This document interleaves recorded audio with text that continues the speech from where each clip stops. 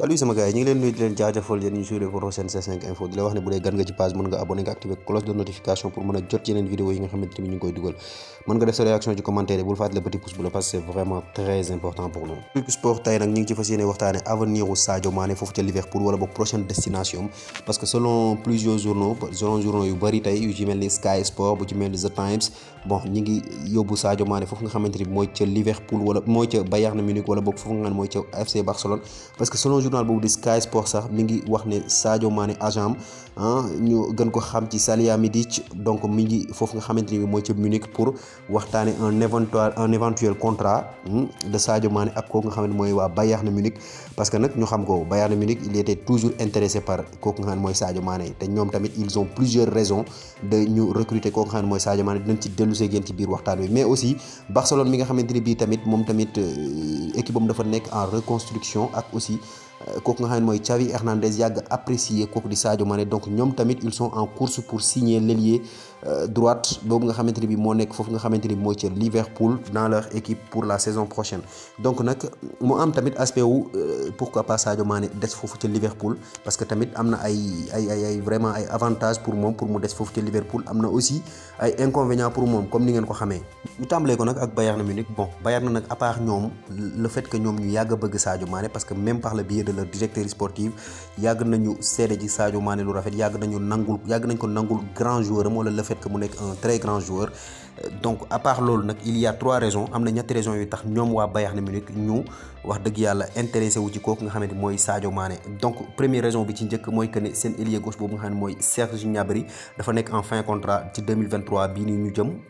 ci la contrat am di jeex et tout porte à croire que ne moom dafay jóge foofu ca Bayern Munich parce que tegal nañ ko ay conditions yu bëri pour mu signer wala boog ay contrat yu bëri te da ko refusé il a catégoriquement refusé de prolonger foofu nga xam ne mooy ca Bayern Munich te lépp selon information yi nga xamante ni bi ñu ngi koy jot Bayern Munich da ko mettre sur le marché parce que bu ko mettre sur le marché ba saison prochaine contrat am dafay jeex te dafay demee comme agent libre loolu nag du gënal Bavarois yi donc nag bu Serge Gnabry demee il faudra numériquement ñu am benn remplaçant boo xamante ni bii nii donc il sera de taille pour suppléer poste boobu tout en sachant que kooku di Leroy Sané presque xaaju saison bi yëpp da koy blessé donc du coup côté santé moom tamit demeewu fa noonu donc il faudrait ñu am benn recrue de taille bu ñu mën a teg ci poste boobu donc loolu mooy règle numéro 1 bi et Sadio Mané fera bien l'affaire parce que ku sañoon tey ji ci Europe am joueur bu mel ni Sadio Mané ci sa effectif donc de deux le Barcelone fait tout pour recruter kooku nga xamante ni bii nii mooy Robert Lewandowski mais Bayern aussi mi ngi def lépp lu mu mën pour téye Robert Lewandowski et que bu leen fàttalikoo ci suñu vidéo yi jàll dañ ne woon Lewandowski dafa tegal Bayern benn charte pour mu mën fa des de 1 dañ koy signaler benn contrat wu 3 ans de 2 aussi il faut ñu jox ko ay garantie par rapport ak équipe bi ni nga xamante ni moom lay doxee recruter ay joueurs yoo xamante ni bii nii mën na ci compter wu pour mané Bayern foofu nga xamante ni bii fa ci lañ jëm donc Bayern Munich nag tey li mu bëgg mooy recruter kooku nga xamante ni mooy Sadio Mané boole ko ak Lewandowski donc ça formerait un duo de choc imaginez ce duo Sadio Mané Lewandowski nga am benn Kingsley Coman ci kanam donc ce serait vraiment benn tuyau boo xamante ni bii day def ravage foofu nga xam ne mooy ca Europe donc aussi ñuy préparer aussi un éventuel départ de Lewandowski parce que en cas de départ Lewandowski mën nga am benn Sadio Mané en pointe parce que li nga xamante ni bi moo gën a yokk importance Sadio Mané mooy il est polyvalent il peut jouer ailier gauche ailier droite comme à la pointe parce que gis nañ ko ak Liverpool bi nga xam ne Luis Diaz ñëw na donc Luis Diaz dafa jël côté bi nga xam ne moom la nekkoon moom mu pointé te gis nañ ko aussi tout récemment foofu nga mooy ca Liverpool avant Salah di ñëw donc moom moo doon occupé place bi nga xam ne Salah day ñëw Salah foofu lay occupé léegi bi Salah ñëwee da koo bàyyil dem football ci beneen donc polyvalent la ci attaque bi mën na jouer fu ne ci biir attaque bi donc en cas de départ de Lewandowski foofu ca Bayern tamit foofu ca Barcelone le Bayern peut compter sur Sadio Mané pour occuper numériquement ce poste que Lewandowski occupé donc loolu mooy deuxième raison bi soit ñu boole kook Lewandowski en attaque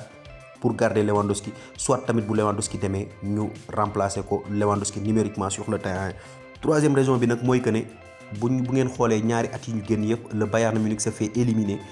en quart de finale de Ligue des Champions année bii jàll avec le PSG moo ko éliminé en quart de finale bii it wax dëgg yàlla mu nekk une désillusion parce que équipe boobu di Villarreal nekkoon 4e championnat Espagne moo ñëw éliminé ko foofu nga xam ne mooy ca quart de finale Ligue des Champions ce qui n'est pas normal nag du tout selon yenn journaux yu bëri ak yenn supporters u Bayern Munich yi c'est inconcevable que benn Bayern Munich se fait éliminer en quart de finale de Ligue des Champions 2 fois de suite donc nag ñoom Bavarois yi dañu jàpp ne at yi ñu génn nii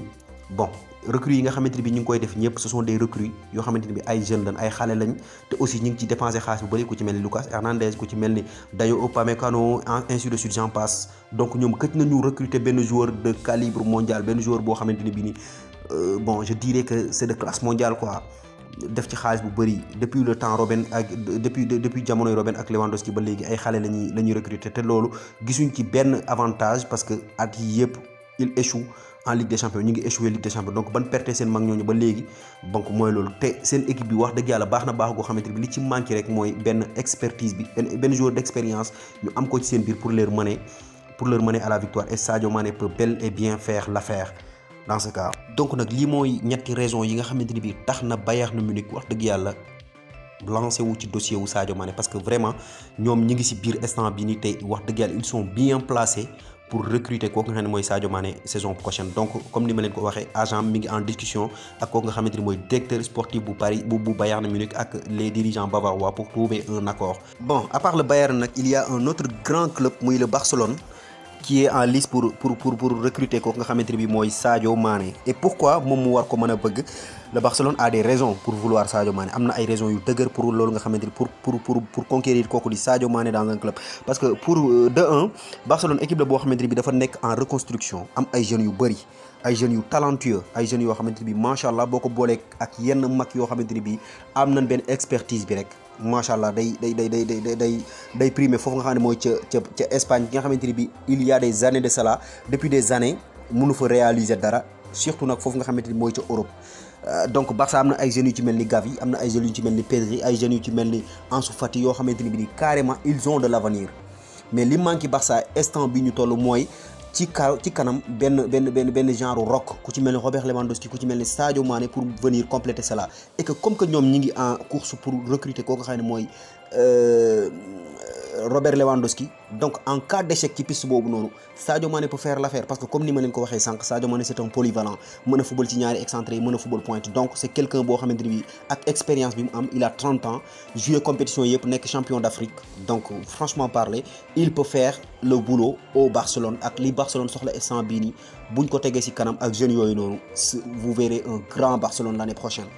En plus de ça wax nañ leen ko ci début vidéo bi Sadio Mané c'est quelqu'un boo xamante il est apprécié par tous les coachs de par li nga xamante ni bi mooy yar bi muy wone de par talent bi nga xamante ni bi am na ko ak de par son abnégation ak son travail acharné donc c'est quelqu'un apprécié par Xavi Hernandez mi nga xam ne moo nekk coach Barcelone il a fait ses éloges plusieurs fois tagg na ko plusieurs fois dans beaucoup même de médias et en plus de ça poste boobu nga xamante ni Sadio Mané da koy occuper régulièrement surtout bi nga xamante ne mi ngi temps bi mu nekk Liverpool yëpp muy ailier gauche boobu malgré que nag ne mën na football ci poste yëpp mais boobu la gën a mane foofu ca Barcelone dañ ko xaw a manqué parce que boo xoolee Ferran Torres mooy occupé poste boobu ak Memphis Depay des fois mais ñoom ñaar ñëpp ils ne sont pas réguliers et puis ils ne sont pas aussi performants que Sadio Mané donc tamit Sadio Mané bu ñëwee da ngay gis ne titulaire indiscutable ngay am ci côté boobu noonu comme Sadio Mané et puis associer Sadio Mané à Robert Lewandowski en cas d'arrivée de Lewandowski ce serait vraiment un duo de choc boo xamante ni bi Bayern bëgg na ko kooku di équipe boobu di Barcelone aussi bëgg na ko un duo ki boo xamante ni bi day def ay ravage foofu ci Espagne comme ni ma leen ko waxee fan at yi ñu génn yëpp Barça jëlul dara Espagne at bu ci mel ni ren il a fait année blanche ñu génne ko Ligue des Champions foofu nga xam ne mooy premier tour mu dem Europa League Francfort éliminé ko donc nag ci loolu mën nañ ne wax dëgg yàlla il leur faut des joueurs de calibre mondial pour mën a relever défi bi nga xamante ni bii nii depuis Barça bi mu perte grand joueur am yooyu muy Messi ñoom Neymar yooyu noonu accédé wul ci niveau boobu nga xamante ni bii yegg nañ fa donc nag bu ñu xoolee opportunité yi nga xamante ni bi am na ko foofu nga xam ne mooy ca Bayern Munich wax nañ leen ko opportunité yi nga xamante ni bi am na ko foofu nga xamante ni mooy ca Barcelone il y a aussi bu leen écarter tamit possibilité wu Sadio Mané des foofu nga xamante ni mooy ca Liverpool naa leen expliquer pourquoi parce que tey boo xoolee Sadio Mané il a fait presque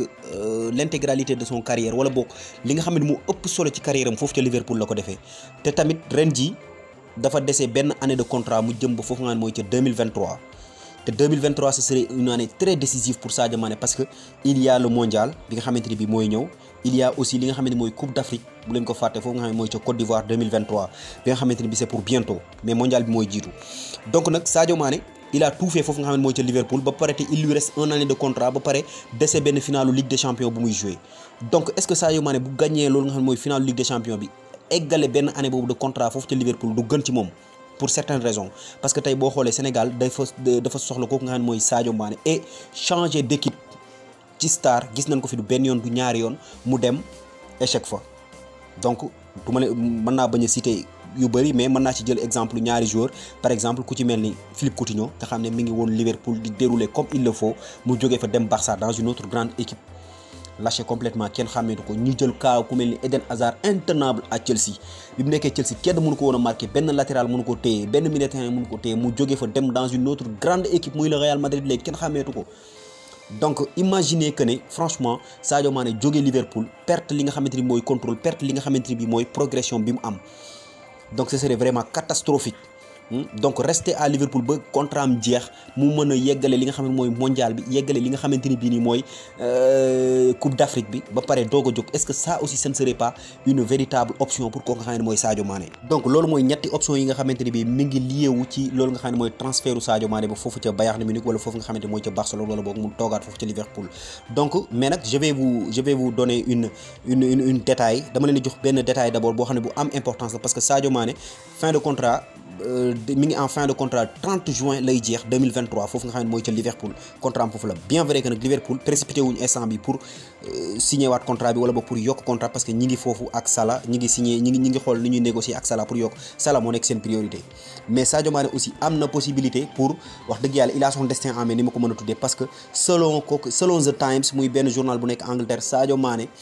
amul benn clause libératoire bu nekk ci li nga xam ne mooy contrat am donc mën na signer ak équipe bu ko wala boog mën na négocier ak équipe bu ko neex équipe bu fay li ci li nga xam ne moom la ci Liverpool di laaj te loolu du sori donc